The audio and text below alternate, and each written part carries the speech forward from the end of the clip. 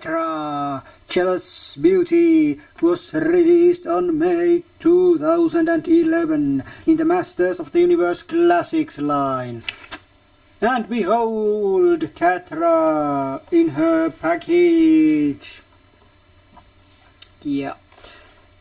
This is Catra, and like you can see, she comes with the Evil Horde logo, which means that in this line she's part of the Evil Horde and part of the Evil Horde subgroup or subline. The original 1980s figure was part of the Princess of Power toy line, so technically this package could have had also Princess of Power sticker, but even in the 1980s cartoon she was part of the Evil Horde, though the cartoon was Princess of Power and the toy line that was attached to it was Princess of Power. The Horde figures were released in the actual Masters of the Universe toy line.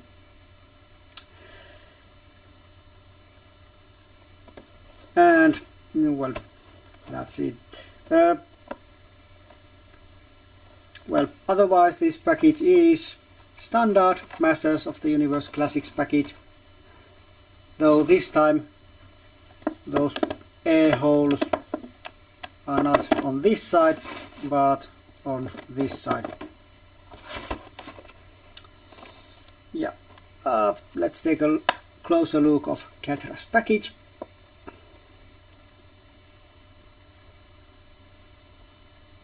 And there she is.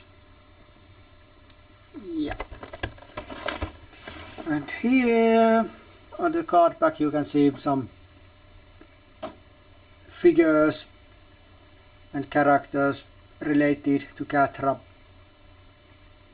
And personally I think it might have been better if King Grayskull was replaced with Adora on this card back, but whatever.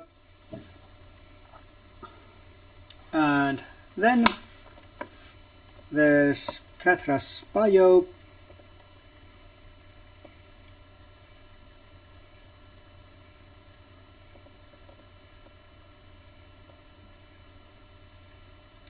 Then there's MagicCollector.com logo and the mascot Matty. Then collect them all, sentence, brainwashing attempt, whatever, and some legal things. Yeah. But that's it about the package and about the Catra indie package. So let's go to opened figure review. Okay, and here she is, Catra out of her box. And like always, let's start with her articulation. So there's a wrist, elbow, bicep, shoulder,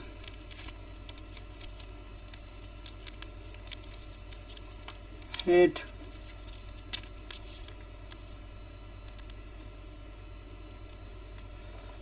well, head doesn't go more up because this very bulky hair prevents it.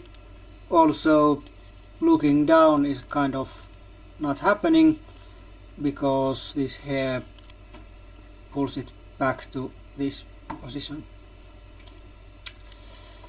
But no bubble head, which is pretty nice considering previous female figures from this line.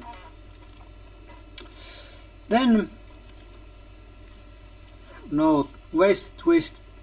Well, that's is waist twist is there, but no ab crunch, unlike on most male figures. Then there's, well, legs go like this. They also go like this. And this back part of this outfit prevents the same 180 turn that male figure legs can do, so it kind of goes 90. And then if you want to turn it all over or around, it goes like this. Then there's a knee, boot, ankle up and down and side to side. And then, well, these boots are made of the similar material than DC Universe Classics Batman from Wave 10 that I have in my figure collection. And like on, well, like with that figure, also on this figure these boots are kind of slippery, and if they are on the from kind of, well, surface, the figure can go like this or like this, and this surface where I'm reviewing or filming these reviews or using on my reviews is kind of slippery, so this figure may not stand that well.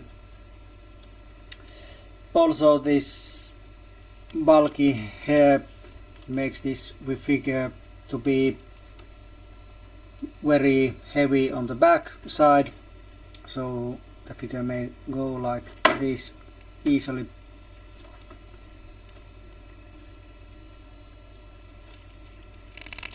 But like on my Batman figure, also on this figure I like the shiny effect or material that these boots are. Though the toning on or shadowing on these boots are kind of off, and there are lots of fans that are not liking that. Well, this boot is kind of okay, but on this boot not so. But minor thing that I have no complaint about, not really. Then going up, well, there's standard female legs, and these skin parts have shading, this reddish thing. Then going even more up, there's this outfit, and this outfit is made from soft rubber, but although metal said this would be the softest material ever used on female figures on this line, well, I don't know how it's on other figures, but, and I mean other Catra figures, but on this figure this is the same kind of softness or hardness than on my Adora, which is, well, it is soft but not that soft, and Evelyn's dress is the softest there is. It's even softer material than this, at least on my figures.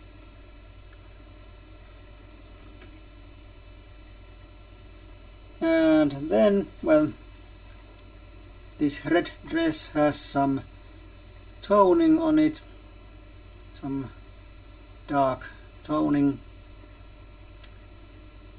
and of course there's this other brighter red paint on the belt and the Horde emblem.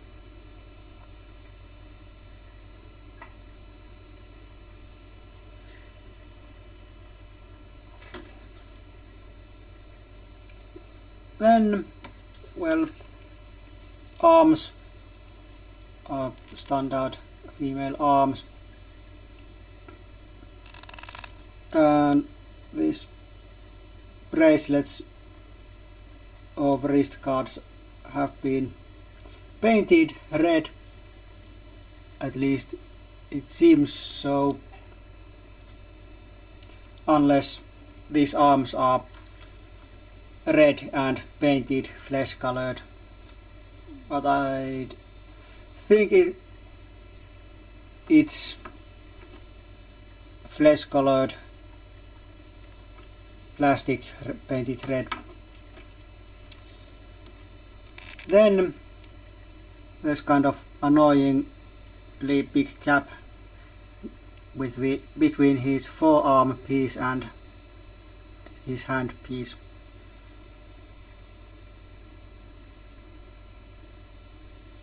And it's probably due to the fact that this figure has softer hands than any other female figure. Her hands are made from softer plastic. And she has this reddish brown fingernail paint or nail polish.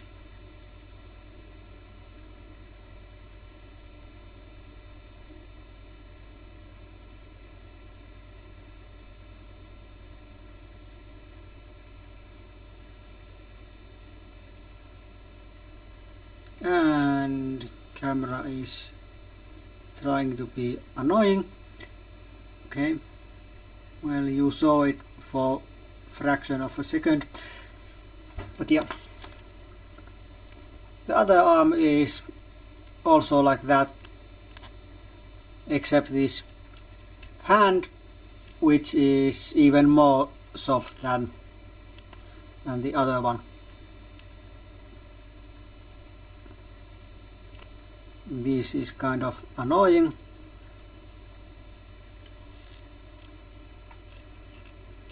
And when you rotate it, and soft. And there's also a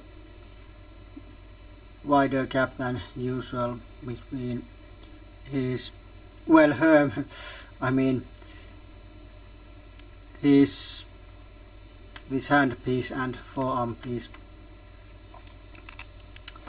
And then we'll go up, and there's this mass of stiff, hard black hair, and of course Catra's face, which is not bad, but not the best female face there is. That honor goes to original Tila. but this is not bad.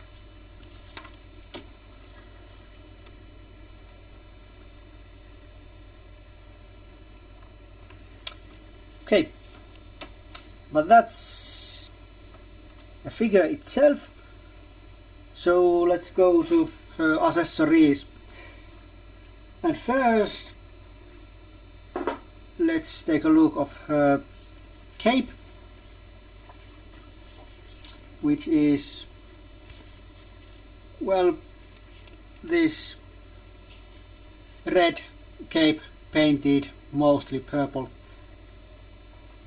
Well, okay, of course it is mostly purple, but it's made from red plastic.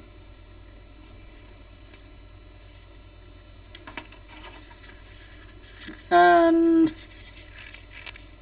it is this rubbery kind of plastic, like, well, the same kind of plastic that is used on male figure capes, especially the later male figure capes, because this is kind of softer than the material used on Hordaks and Heroes capes, for example.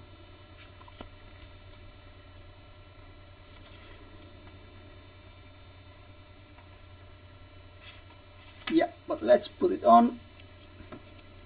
To do that, you'll have to take Catra's head off and you can put it on like that. Okay, now it's on.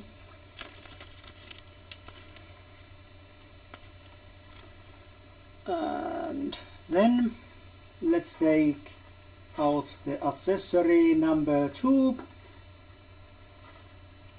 her vintage toy version mask. Whoop. Yeah, this is the kind of mask Catra came with in the original 1980s Princess of Power toy line. And personally I don't like this at all. I don't like how it looks. Well, like this it doesn't look bad, but when you put it on like this,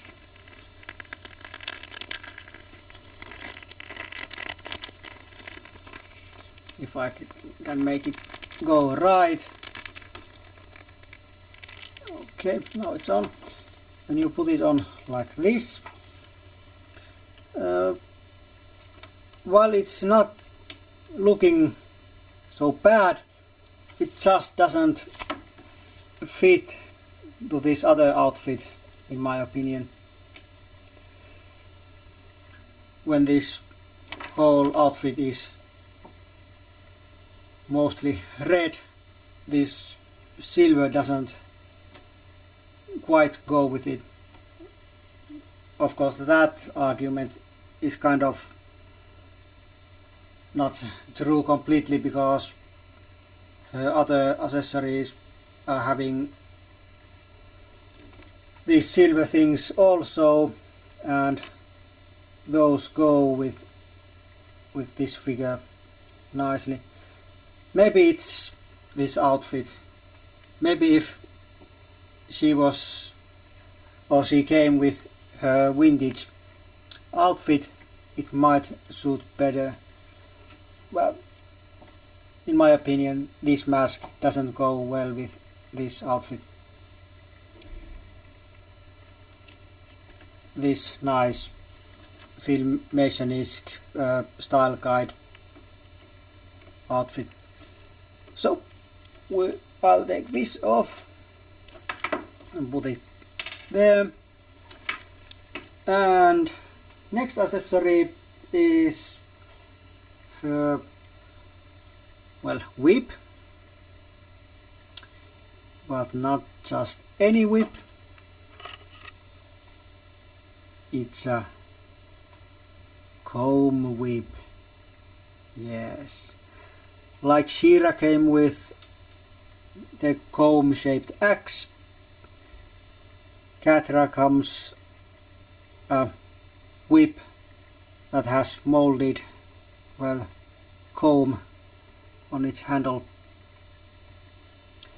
As a reference to 1980s figure that came with the comb, at least I think it did, since I never had it. And I don't like this accessory personally. Don't get me wrong, this looks nice and there's not really anything bad about it. It's nice, flexible, soft, stringy and so on. But I just don't like whips in this line. I really didn't like Beastman's whip, and this isn't, well, this isn't an exception to that. So let's put that there too. And now let's start with the accessories I am showing her with in my collection. First, let's take the other mask, the style guide, filmation, animation kind of mask, which is made from kind of hard plastic that goes to her forehead like this and stays on. If you want, you can put it on her eyes,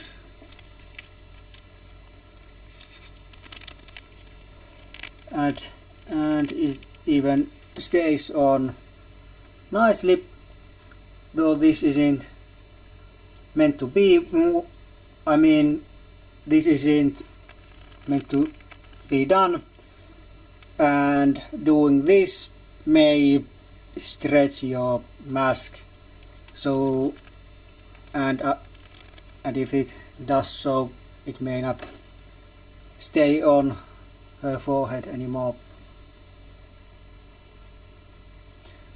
And well, let's take the other mask here, because I forgot to mention that this mask is hard plastic,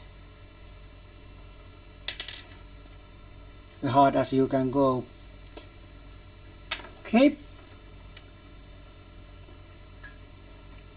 and now the mask is on, so she need a weapon, and here comes the weapon. Pink sword, well, sword with some pink, because it's not completely pink. And I'm showing a figure with this accessory. Like I said, these accessories are the ones I'm showing her with. And this pink part has metallic paint on it. Well, okay, the blade also has the metallicness on it, but it's the pink is showing more metallic. Also the nice pink jewel on the other side of the sword. And one thing about this sword, it's made from very soft, pliable plastic.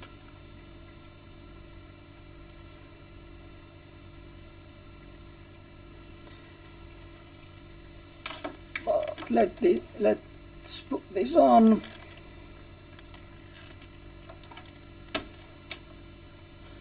Of course, even though Catra's accessories and even some body parts, and I'm referring to her hands, are soft, it doesn't mean that Catra as a character is anything soft. If you can look this nice when you're 5,000 years old, that would be awesome. Even if you're male, that would be awesome if you look like just like this. Okay, and then the final accessory is her shield. It has a cat face on it,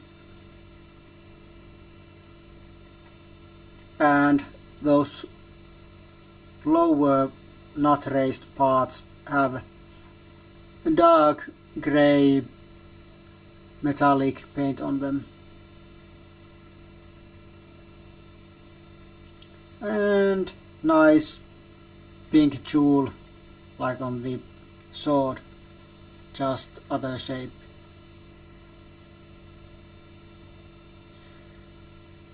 And this shield is made mostly from the soft plastic, well, softer plastic than other shields on this line, at least other female shields and even male shields. But these clips that go to her hand, those are stiff plastic, and there's even stress marks on this shield there.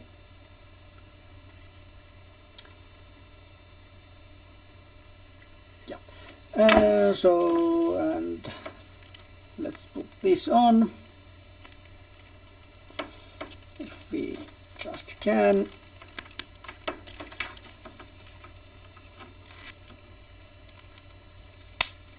Okay, it's on.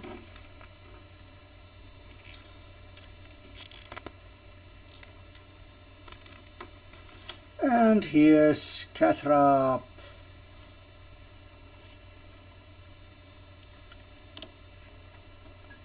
Nice.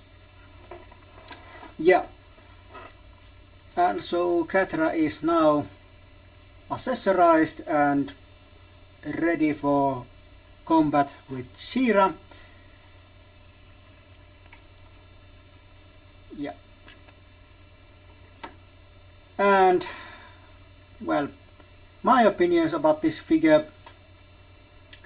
First of all, my points to this figure, to her, my points are 3 from 5. There's nothing bad about this figure.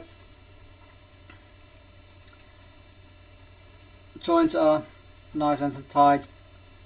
Well, some of them would be maybe better if they were a hint of more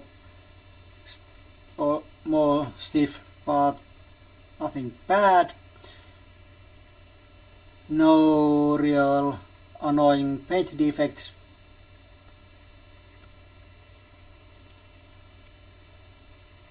And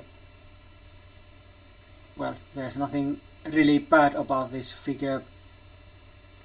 Well, the fact that hair pulls the head being like this all the time is kind of annoying, but nothing that I can't get over with. And of course the softness on her hands, especially this, has some annoyance in it. Also the sword is kind of annoying, but since this figure is mostly standing on my figure shelf, it really doesn't matter, because you wouldn't know it unless you do know it. You get what I mean. Okay. So why only 3 out of 5? Well, mostly because she is not one of my favorite figures. She's not on the bottom of my favorites, but not on the top either. It's kind of midway. So there's nothing really bad, but not just my favorite figure. Of course, I'm very delighted that she came with her Filmation kind of outfit, because, well, I'm mostly Filmation fan and didn't even know about vintage Princess of Power toy line existing until about some 5 or 6 years ago. So this is the kind of outfit I'm used to seeing Catra.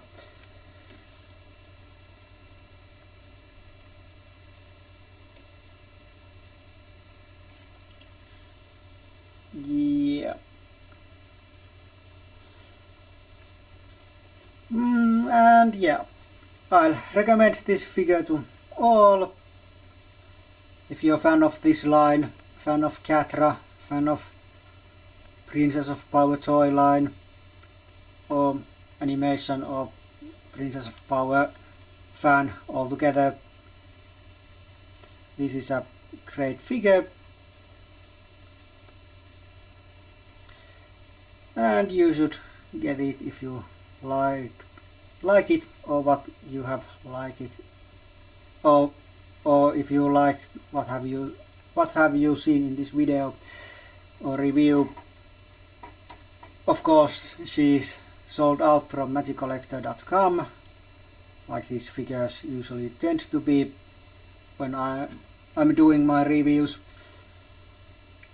But I don't think this figure is that expensive on secondary market, so you probably can afford it. Yeah. But that's it. For now at least. We see each other on some next review. But until then, it's goodbye for now.